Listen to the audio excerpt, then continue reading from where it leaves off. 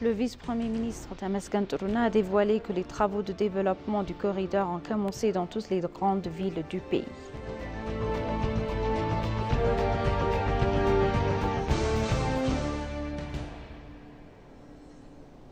La police fédérale éthiopienne suit une formation sur le terrorisme et la criminalité transfrontalière.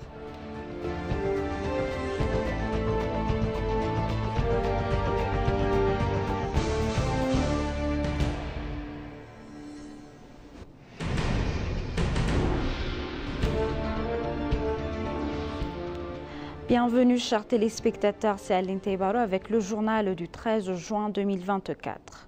Le vice-premier ministre Temesgen Touruna a dévoilé que les travaux de développement du corridor ont commencé dans toutes les villes, dans toutes les grandes villes du pays.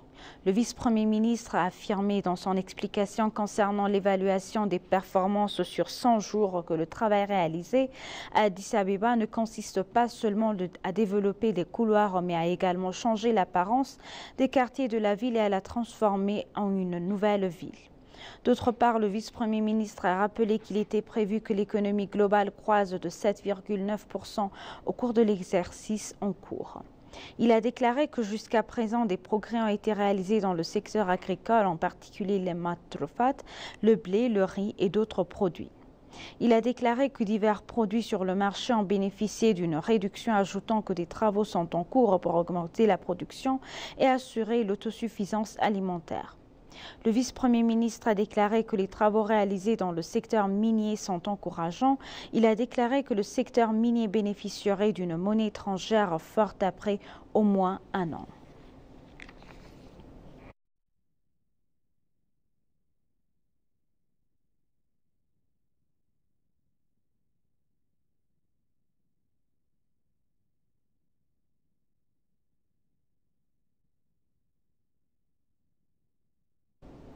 Adam Farah, chef du centre de coordination du système démocratique au rang de vice-premier ministre, a dévoilé que les résultats obtenus dans l'économie et dans d'autres secteurs prouvent que le gouvernement tient ses promesses.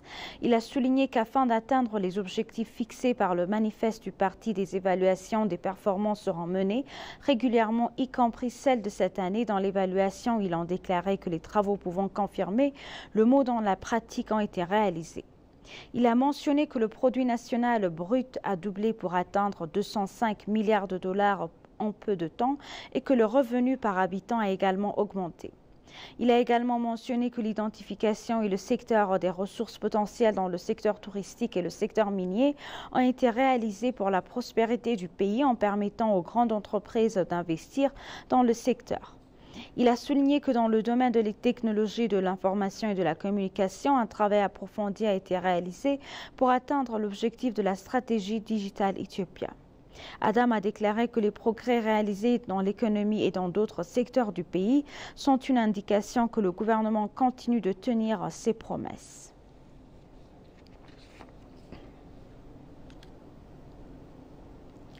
La police fédérale éthiopienne suit une formation sur le terrorisme et la criminalité transfrontalière.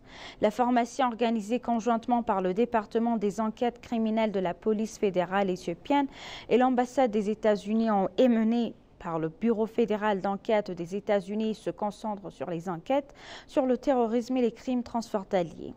Le commandant du département des enquêtes criminelles de la police fédérale éthiopienne, Zelalem Mengiste, a souhaité la bienvenue aux membres de la délégation de l'ambassade et du bureau d'enquête, souhaitant une période de formation fructueuse. Lors du forum, Molissa Abdissa, chef du département des opérations du département d'enquête criminelle de la police fédérale éthiopienne, a partagé son expérience en matière d'enquête sur le terrorisme et les crimes transfrontaliers en Éthiopie.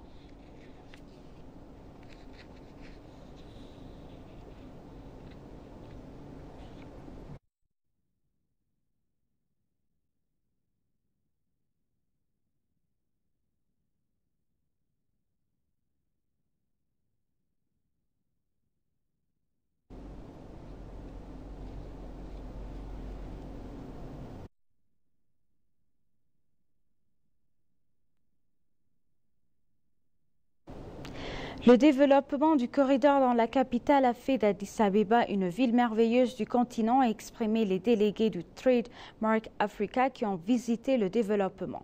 Citoyens membres d'un organisme reconnu pour soutenir le secteur des affaires, non seulement le changement mais aussi la rapidité avec laquelle le développement du corridor a eu lieu sont étonnants, a-t-il déclaré. Ils ont dit que nous avions pu constater que le projet peut être achevé rapidement grâce à un travail minutieux. Il a noté que l'organisation d'une telle ville dans un pays avec une culture différente et une beauté naturelle était une grande contribution au tourisme. Il a déclaré que nous avons appris dans la qualité de la rapidité et de la beauté du travail accompli par le gouvernement éthiopien. Il a ajouté que de tels projets constituent la vision du gouvernement pour le pays.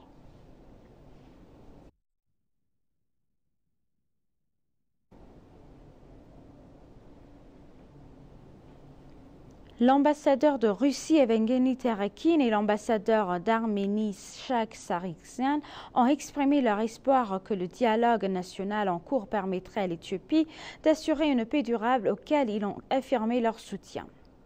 L'ambassadeur Terekin a souligné à l'occasion l'importance du dialogue national inclusif de l'Éthiopie pour maintenir une paix durable et répondre aux diverses questions.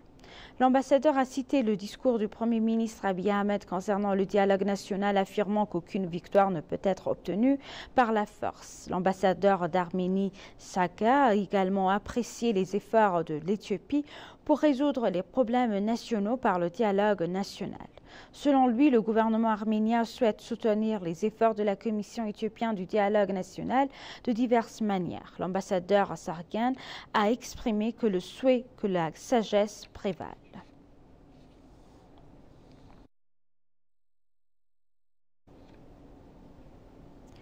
Le ministère de la Santé a signé un accord avec 3 institutions pour construire 2000 centres de santé à travers l'Éthiopie sur 5 ans. Les signataires sont le ministère de la Santé, le ministère des Femmes et des Affaires sociales, l'Université de Bonga et le Centre panafricain russe du développement des PP. Le Centre panafricain russe du développement des PPP couvrira le coût estimé à plus de 250 millions de dollars pour la construction des centres de santé.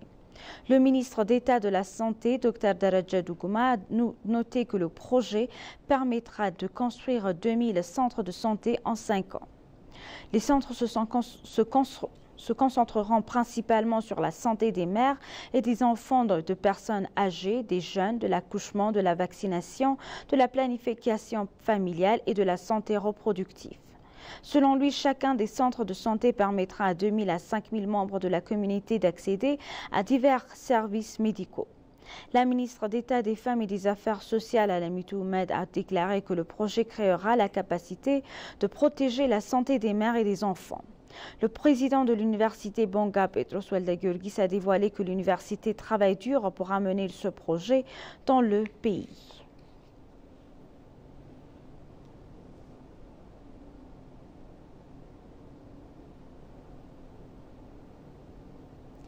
L'ambassadeur du Japon en Éthiopie, Shibata Hironori, a dévoilé que de grands efforts sont déployés pour encourager davantage d'investisseurs japonais à investir dans les parcs industriels et les zones de libre-échange dans divers secteurs d'investissement en Éthiopie. L'ambassadeur s'est entretenu avec Aklilu Tadassa, PDG de la Société de développement des parcs industriels. À l'occasion, l'ambassadeur a noté « Nous essayons d'attirer davantage d'investisseurs japonais pour investir dans les parcs industriels ». Aklilu Tadassa, PDG de la Société de développement des parcs industriels, a révélé que la part des investisseurs japonais dans les parcs industriels n'est pas celle étant attendue compte tenu des relations à long terme entre l'Éthiopie et le Japon. Il a en outre souligné la nécessité d'une coopération forte pour accroître le flux d'investissement entre les deux pays, affirmant la disposition de l'entreprise à soutenir cette initiative. Récemment, une première pierre a été posée pour construire une entreprise japonaise géante qui produit des produits d'impression secret répondant aux normes d'une sécurité internationale, y compris des passeports dans le parc industriel de Bolé-Lamy, selon la société.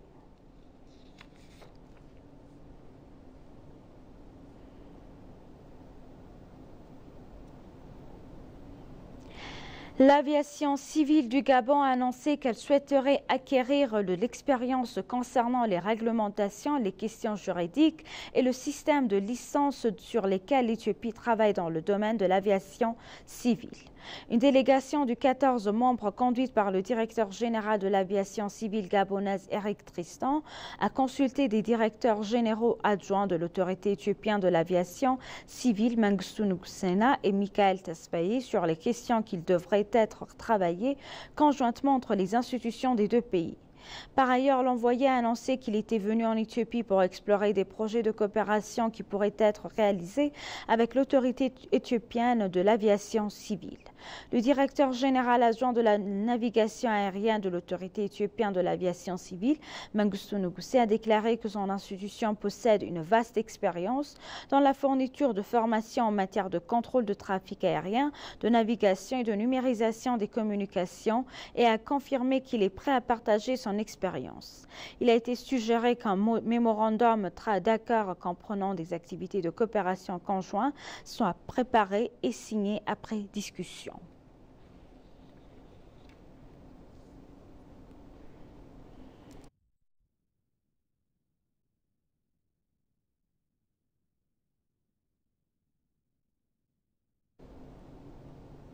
Chers téléspectateurs, nous vous rappelons les titres principaux. Le vice-premier ministre Temesgen Turuna a dévoilé que les travaux de développement du corridor ont commencé dans toutes les grandes villes du pays.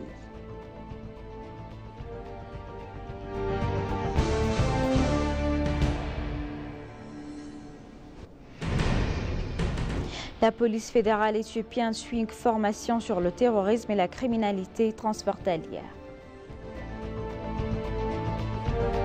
Merci chers téléspectateurs, c'est la fin du journal. C'était Aline Teibaro avec le journal. Restez avec nous avec le reste des programmes. Bonne journée.